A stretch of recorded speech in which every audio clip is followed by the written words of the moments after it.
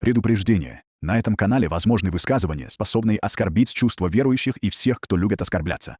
Претензии не принимаются. Деньги не возвращаются. Беременным женщинам и нервным мужчинам рекомендуем перейти на другой канал.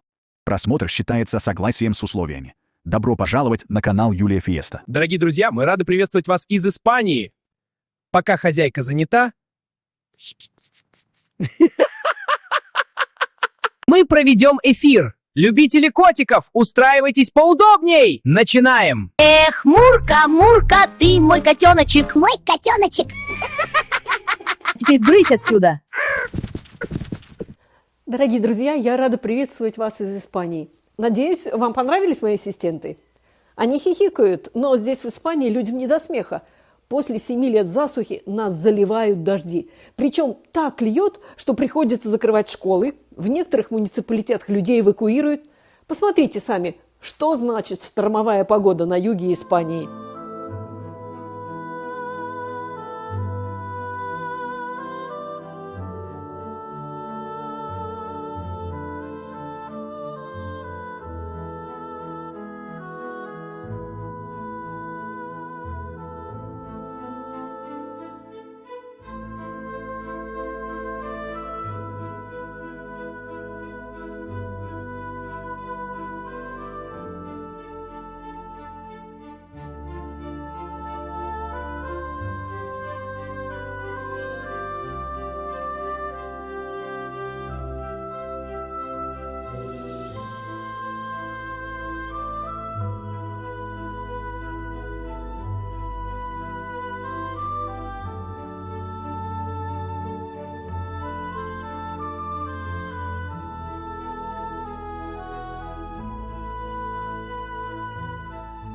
Пока на улице бушует непогода, меня затянуло в пучину мерзости файлов Эпштейна.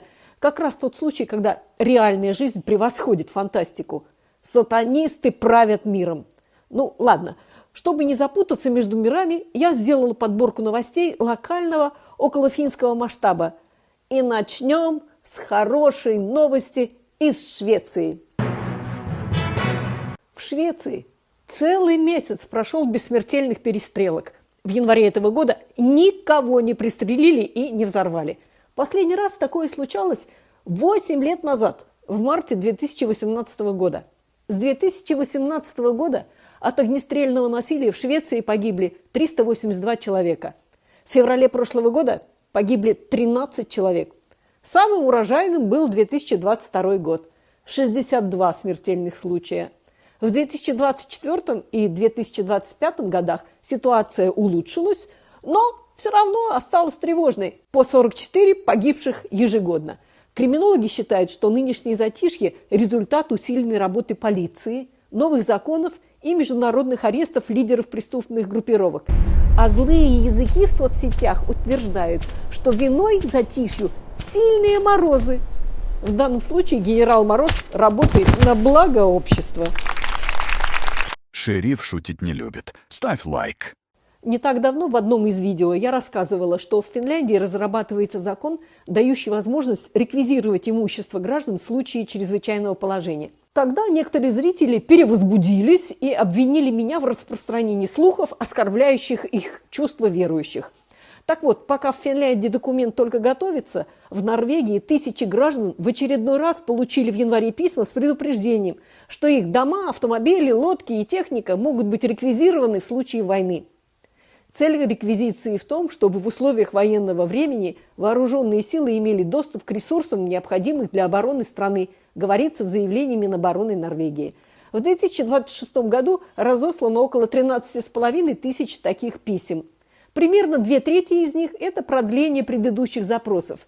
В мирное время эти письма не имеют значения, но информируют владельцев собственности о том, что в случае конфликта военные могут ей завладеть. Запрос действительно в течение 1 года. Норвегия имеет морскую и 198-километровую сухопутную границу с Россией на крайнем севере. А что происходит в Финляндии? Экономическая ситуация перманентно плоха, и доктора не особо креативны. Клизму. Уринотерапию. Экономика едва шевелится. Зато безработица несется впереди Европы всей. В январе безработных стало на 51 тысячу больше, чем год назад. И безработица подбирается к 11%. Такого не видели с 2009 года. Причиной безработицы называют низкий потребительский спрос, сокращение государственных расходов и, разумеется, мигрантов. Вот тему безработных мигрантов мы рассмотрим подробнее. Доля людей с иммигрантским происхождением в росте безработицы в Финляндии является исключительно высокой, оценивает Финский институт изучения экономики и бизнеса ЭТЛА. Людьми с иммигрантским происхождением подразумеваются лица, родившиеся за пределами Финляндии. Согласно институту, число безработных в Финляндии с 2022 года выросло примерно на 77 тысяч человек. Из них 45% родились за границей. Эксперты говорят, что иммигрантам всегда было сложнее найти работу, чем коренным финнам. Но сейчас разрыв стал заметно больше. Главная причина – экономика. Финляндию накрыли инфляция и рост процентных ставок. Вслед за этим начался экономический спад, который особенно сильно ударил по строительной отрасли, где традиционно работает большое количество родившихся за границей. Когда стройки начали замораживаться, тысячи людей остались без работы. Примечательно, что в соседней Швеции такой ситуации не наблюдается. Экономисты считают, что у Финляндии есть свои внутренние проблемы. Строительный сектор переживает глубокий кризис, а экономика восстанавливается, если восстанавливается, медленнее, чем ожидалось. Есть и еще один фактор. Поток мигрантов в Финляндию продолжал расти как раз в тот момент, когда рынок труда начал охлаждаться. В итоге многие новоприбывшие просто не успели найти работу и сразу попали в число безработных. Но специалисты подчеркивают, проблема касается не только иностранцев. В целом экономика страны сейчас переживает, мягко говоря, непростой период, и это бьет по всем. Сегодня иностранцы составляют примерно 15% всех безработных, а значит, большинство людей без работы все-таки сами финны. Также иностранцы чаще работают на временных или неполных контрактах, а такие рабочие места исчезают первыми, когда экономика начинает шататься. При этом свежие данные показывают неожиданный поворот. Темпы роста безработицы среди иностранцев начали замедляться, тогда как среди финских граждан она продолжает расти. Правительству все-таки удалось заставить социальщиков встать с дивана и зарегистрироваться на бирже труда.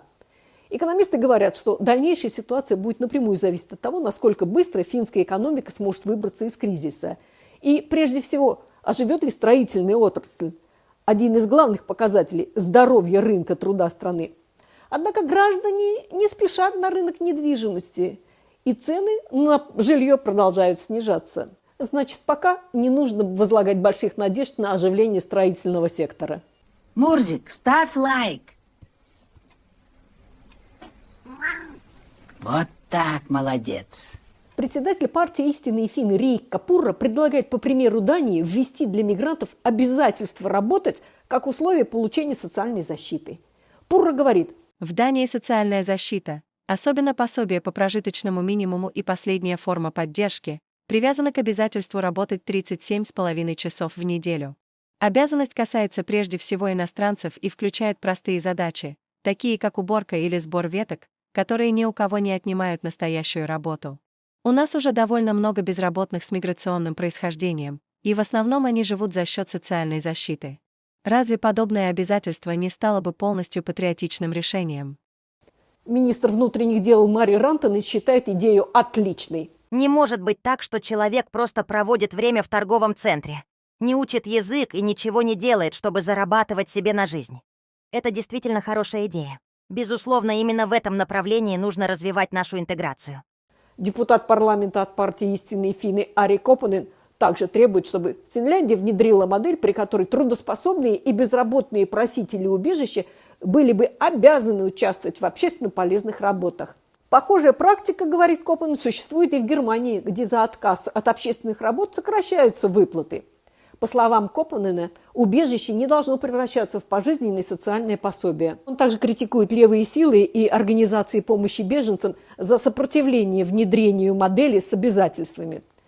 Они защищают жизнь без встречных обязательств за счет чужих денег. Этот путь уже был пройден и привел к неудачной интеграции и росту расходов, говорит Копонен.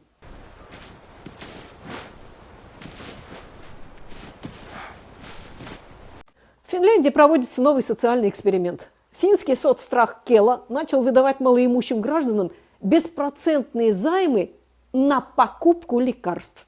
Идея простая. Чтобы люди могли купить необходимые препараты без риска остаться голодным. Но эксперты предупреждают, такая помощь может обернуться новой долговой ловушкой.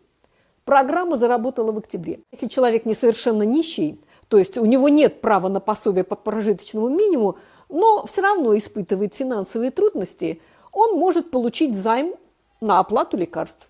Максимальная сумма – 636 евро в год. Это так называемый лекарственный потолок, сумма, которую жители Финляндии ежегодно обязаны оплачивать из собственного кармана, прежде чем получат право на бесплатные лекарства. Предполагается, что займ позволит разделить этот платеж на части и сделать расходы на лечение менее болезненными для бюджета семьи. Однако к бабке не ходи, не все смогут вернуть этот кредит. А это означает риск попадания в систему принудительного взыскания долгов. Подобная ситуация уже наблюдается с медицинскими счетами. В прошлом году к судебным приставам попало более 500 000 неоплаченных платежей за социальные и медицинские услуги, а также за детские сады. Раньше пациенты оплачивали свою долю стоимости лекарств сразу в аптеке, и долг просто не успевал возникнуть. Теперь же появляется кредит, а вместе с ним и риск просрочки. В Кела же обсуждают возможность расширения программы. В будущем займы могут начать выдавать не только на лекарства, но, например, на оплату залога на аренду жилья. Эксперты относятся к этой идее осторожно, опасаясь роста долгов среди малоимущих. Пока эксперимент идет. К середине января займы получило уже около 250 человек на общую сумму примерно 150 000 евро. Посмотрим, станут ли кредиты на лекарства помощью для людей или создаст новые финансовые проблемы. Как думаете, если денег в обрез, облегчит ли кредит ситуацию? Если кредит 636 евро на год, то получается платить примерно придется около 50 евро в месяц.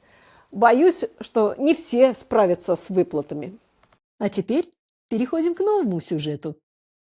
Ну и на прощание любимая рубрика «Из зала суда». В Финляндии случилась ситуация, которая звучит как начало анекдота. Встречаются два прокурора, и оба становятся фигурантами уголовных дел. Это не шутка. Сразу два финских прокурора сами оказались на скамье подсудимых. Проверили, так сказать, систему правосудия изнутри. Первый случай – настоящая семейная драма.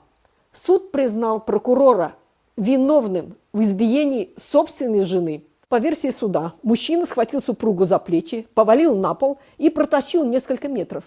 Итог – синяки, уголовное дело и штраф более 3000 евро. Сам прокурор – человек, конечно, опытный и все отрицает. Он заявил, что никого не бил, а просто контролируемо усадил жену на пол. Практически сервис премиум-класса, синяки бонусом.